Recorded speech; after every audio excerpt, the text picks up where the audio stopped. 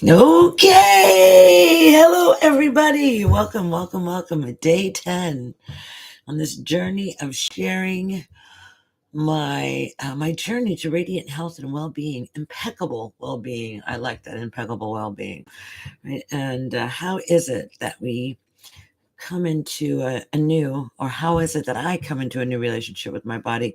And that's really what I've been discovering as I've been on this journey um, with all of you, is I've been discovering how to be in relationship with my body. It started out that I was just thinking, like I'm just going to share my journey with, let me see, do I even have her? Nope, I don't even have her in here right now. She's in the living room because I've been reading Fast Like a Girl with Dr. Mindy Pelz. And I've really been just like really diving deep into that work and sharing my journey. And of course, I wanted to say that all of the things that I'm doing, I am under the care of a health professional. I actually have an amazing chiropractor who is coaching me along this journey and kind of directing me and helping me understand what's happening with my body. And so I would say, don't do this at home. If I would say consult with a medical professional before you make any drastic changes in your diet or start doing things that you maybe haven't done before, or maybe even things that you question whether or not you should be doing them. I would say if you have a healthcare professional, you might want to consult with them first. Just somebody that you trust when it concerns your health and well-being. So fortunately for me, I have someone like that in my life. And really somebody that I love, who understands my desire to kind of live my life in the most natural way that I possibly can, right? And doing my best to stay, away from pharmaceuticals, things of that nature, or anything that I might be dependent on to support me for the rest of my life in my journey. And so, because I have this knowing that our bodies have the ability to heal, that when they're given the right environment, when they're given what they need, the minerals and the vitamins and the amino acids and the enzymes and all the things, when they're given those things, the body has the uncanny ability to be able to heal itself. This is a miracle. We are miracles, and so I have been looking around to find out who out there is talking about how to take care of our bodies in a natural way. Now there's this one gal, I haven't talked about her yet, but she's somebody that I was really following long before I was following Dr. Mindy Pelz. Now I'm following Dr. Mindy because she is talking about menopause and hormones and things that happen to women's body as we age, and things that we can do to create, like, remember I was talking about that environment that allows for healing and for detoxification. She has a protocol, and based off of some studies and some things that she's done in the past, but she has a protocol that helps women, with their hormones. And I've got a thyroid right now that's kind of a little out of balance. And so I'm working with trying to figure that out. So that's why I'm listening to Dr. Mindy. Now, Barbara O'Neill, she is someone else. I don't think she's not a doctor. Um, Barbara O'Neill is from Australia. I think she's a nurse. I think that she was like an ER nurse or something like that. Anyhow, she is someone that I look to for home remedies, um, for like all the things. Like if we were living 50 or 60 or 75 years ago at the time of our grandmas, right? When our grandmas were young women, these would be the remedies that our grandmas would be putting on us. and they're all natural. They're all things that can be found in your kitchen, like onions and potatoes, and they're just used in a very different way. And they've been known to really promote healing, health, and well-being. And Barbara O'Neill's whole take, the perspective that she's coming from is she is a Seventh-day Adventist, and they are very connected to, like, that God is the doctor, the physician, and that the body is the body has the ability to heal, and that they're deeply connected to this idea of the body healing itself. I'm not exactly sure to what degree. Do they not go to medical doctors or things like that? Because I know that there are some religions who do not, pardon me, subscribe to Western medicine or that hierarchy of medical education. I don't know. However, she's got all these amazing things, like how to make your own cough syrup with honey, things to do with onions. Like if you have a bad cough, and you just put onions on your feet, ways to stimulate your circulation, how to get infections out of all kinds of things. And I love Barbara O'Neill for that. Barbara O'Neill is so fantastic for that, for like anything that ails you. She has remedies for it all. Oh my gosh, she's amazing. So I love her. So Barbara O'Neill, and she's kind of like she's going to teach you, um, how to how to uh, how to keep your body healthy, when you get sick or when something's wrong, how to fix it, right? You know, without having to, well, of course, there are some things that you would absolutely have to go to the hospital for, but there are some things that you can just take care of yourself. And so she gives you a lot of practical advice. Barbara O'Neill, look her up. She's amazing. And so, as I've been going on this journey and I've been learning a lot with Dr. Mindy, one of the things that she is someone who follows the ketogenic diet. And I do believe, I'm not really sure, but I do believe that that requires a lot of like meat consumption. And since I'm a vegetarian and I haven't eaten meat in a really long time, that diet lifestyle is not going to work for me. So, as I was reading some of Dr. Mindy, and this is the important thing that you have to pay attention to for yourself as well. Whenever you're discovering something new, it's always good to just kind of like take from it what serves you, and then the rest just leave. That's not there for you. That's there for someone else. Right. And then go and if you need more information, go seek out that information in other places.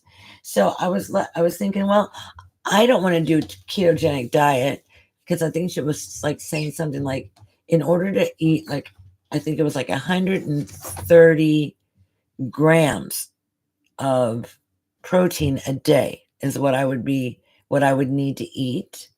It was like 1 gram of protein for every pound. So 130 grams of protein every day. So I checked to see, like, okay, so just out of curiosity, how much hamburger meat would you have to eat in one day in order to use 130 grams of protein to consume that much? Guess what? It was 2 pounds. 2 pounds. That's a lot. So I'm like, well, I don't even if I wasn't a vegetarian, I don't know that I would even want to eat 2 pounds of meat every day. That's a lot of really slow moving, slow digesting food. You know, is Joe there? I see. Hello, Joe. I don't see Joe. I see Lisa. Well, hello, Lisa. Hello, Joe, if you're there. Anyhow, so I went and I got, because I love books. Books are just the most awesome thing in the whole world. And I actually had this book. So I started flipping through here and I started reading here. And there's a whole chapter here on diet, supplement, and weight control. And then she also has hormonal transition, relationships, pelvic health, sex and menopause, brain health, sleep, mood, and memory, midlife beauty, bone and joint health, breast health, and heart health. So I have this little gem here, which I'm going to be referring to and just kind of getting more information, right? As I'm putting together my plan, I'm putting together my plan of what this is all going to look like. So I'm really enjoying that book. And then look at this. Look what else I found. Does anybody have any of these books? These are really, really popular, like, I don't know, maybe 15 or 20 years ago. I don't know how long ago. Anyhow, I was going through this book and I was like, wow, this is an awesome book. I love this. Let's see when it was actually done. 2008. 15 years ago. You know. But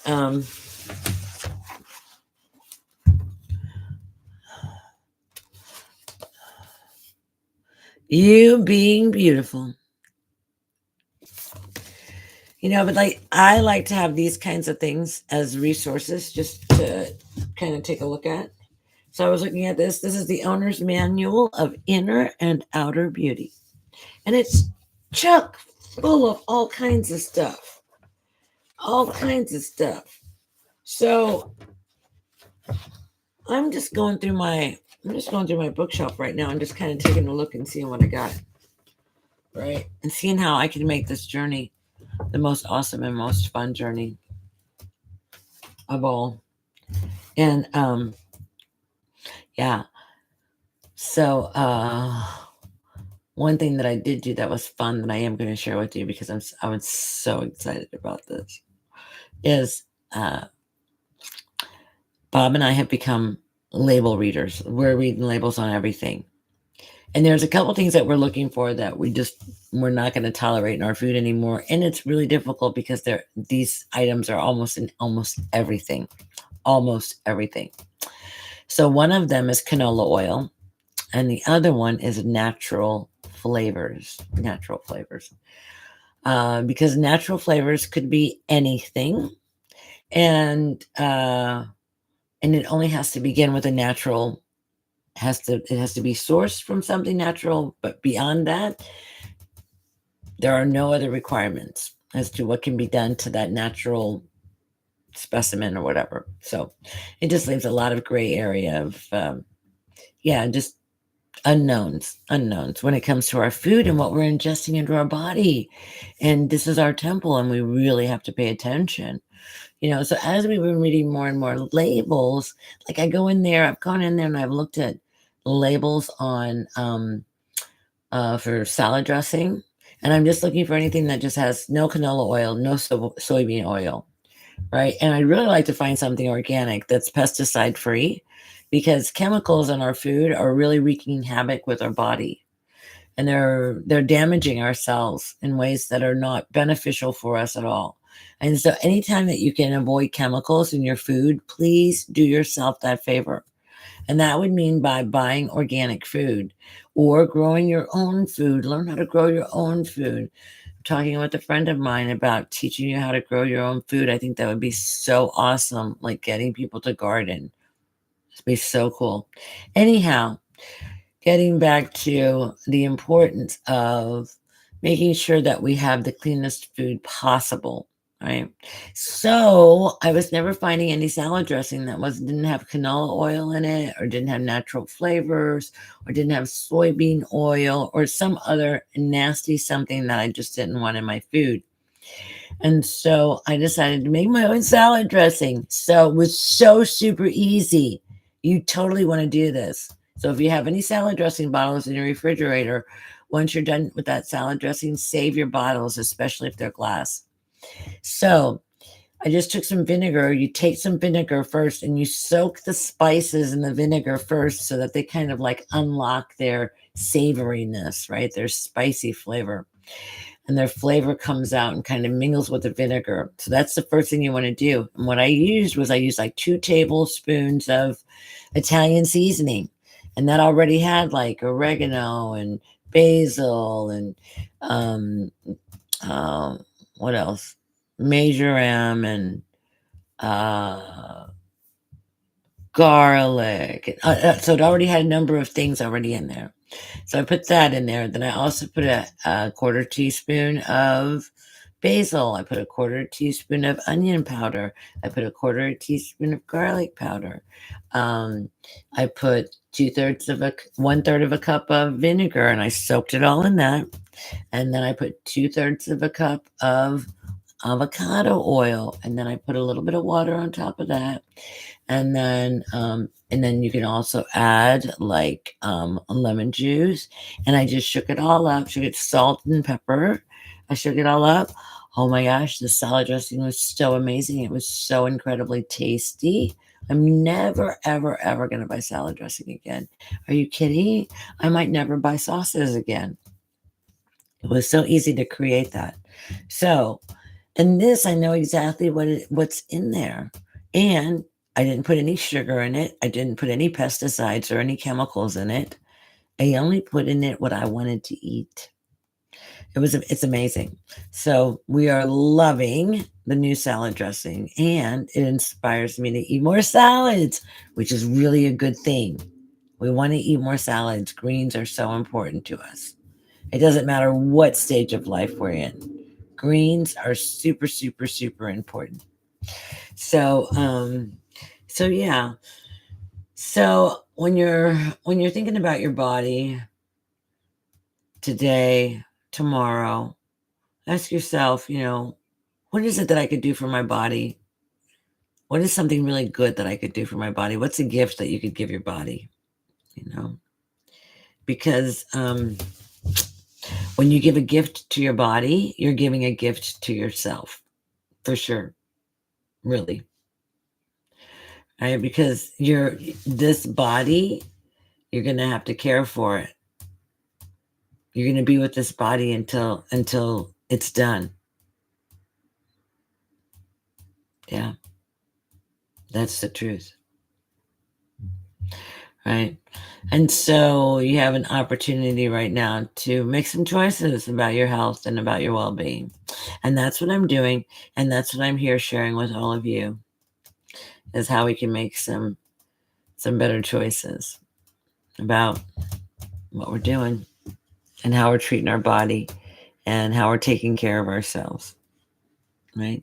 And we do it for ourselves. We do it for the people that we love. Yeah. All right. Well, this was awesome. So good to be here with all of you again. Hey, Lisa. And yeah, I look forward to my next recording will be day 11. And we'll just keep it going from here. All right. Well, have an awesome evening. Enjoy your day, your evening, and I look forward to seeing you again soon. Bye now.